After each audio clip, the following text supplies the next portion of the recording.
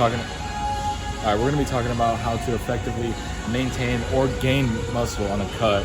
So that's pretty much just called recomping, but we also got hands and calves today. So we got them good old lying leg curls. So we'll get some clips of that.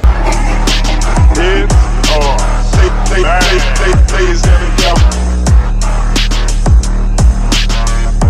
did good, sis. Alright, so as I already said, we got the lying leg curl, but so we did 3 warm-up sets, so I'm about to do my 2 working sets where we go hard as fuck.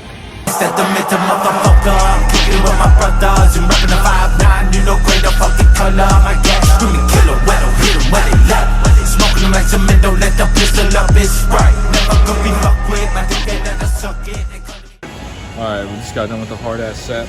So always aim for 6 to 8. It's a general good rule of thumb if you're going to failure. Now if you're going to like RPE like 8 or 7, then you can get away with a higher rep range and more sets.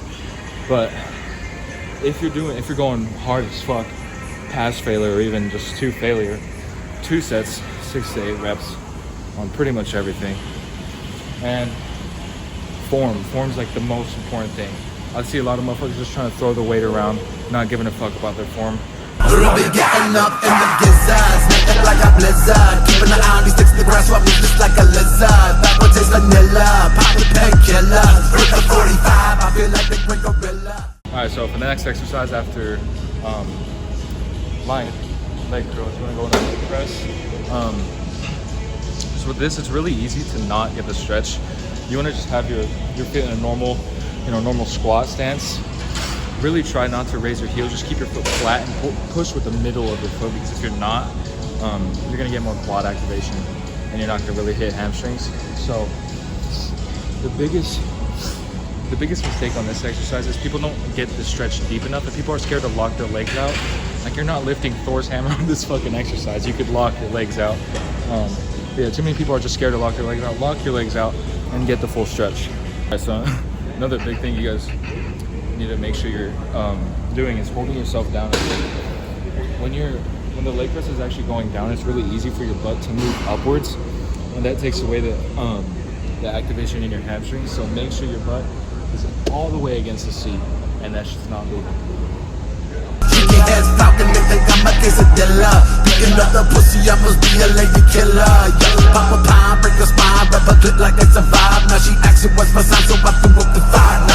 Okay, so for my warm-ups, I usually do 3 warm-ups for the first movement, and then every other movement I just do 1 warm-up, because I already know what I'm pushing for my working weight. But for something like leg press, which is pretty much a compound movement, you want to do at the very least 2 warm-up sets, even if that's not your first movement, because it's a compound, so it's harder to do when you're not warmed up.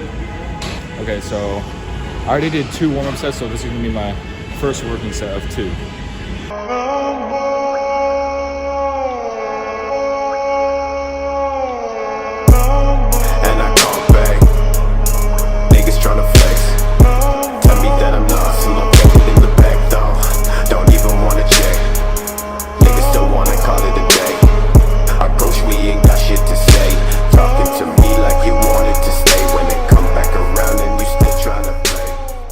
Alright, our final hamstring exercise is gonna be leg curl.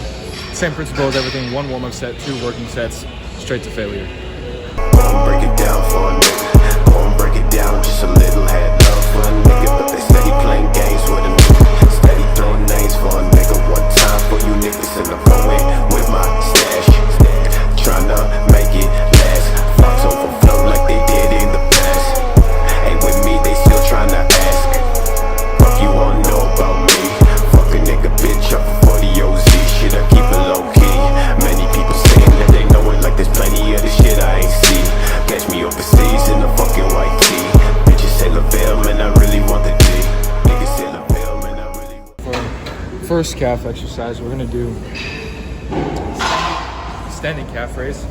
And the biggest part of this is actually research showing that if you only do the bottom half, so from the stretch to a stop position like this, you actually get more growth in your calves than doing a full range of motion.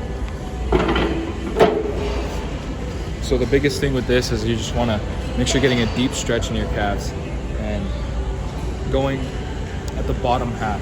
You only need the bottom half of the movement, and you actually get more growth out of that. A big issue with a lot of people is they like to only just do the top half of the movement. Like I said earlier, you just only need the bottom half.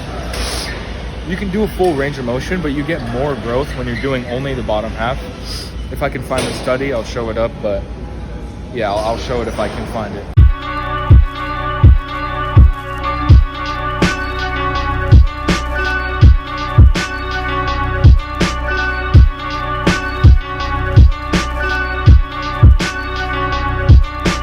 Okay, well, final exercise, we got hip thrusters.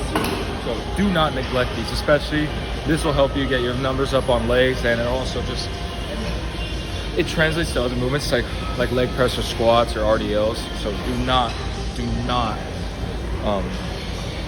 fuck out on these. Like pop rocks and pop, y'all. Pull it out my pocket and pop it and knock your block off. Shots like top golf, no witness, no cop calls. I pop up like an ad, look around like who popped, y'all.